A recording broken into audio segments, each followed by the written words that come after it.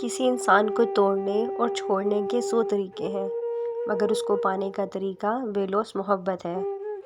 ہم لوگ بھی کتنے عجیب ہیں نا، نشانیاں محفوظ رکھتے ہیں اور لوگوں کو کھو دیتے ہیں۔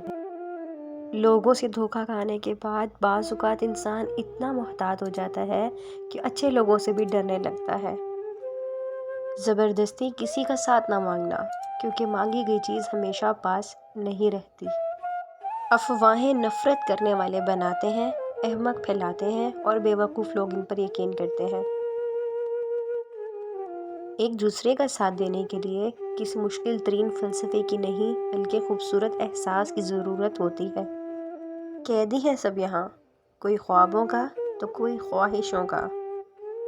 ہاں، یہ تو انسان کی فطرت ہے نا، جب اسے کوئی اچھا لگتا ہے تو اس کی برائی بھول جاتی ہے، اور جب کوئی برا لگے تو وہ اس کی تمام طرح اچھائیوں کو فراموش کر دیتا ہے۔ ہم سکون کی تلاش میں اکثر ان راستوں کو اپناتے ہیں جو مزید بے سکونی کی وجہ بنتے ہیں۔ جو شکایت نہیں کرتے تکلیف انہیں بھی ہوتی ہے۔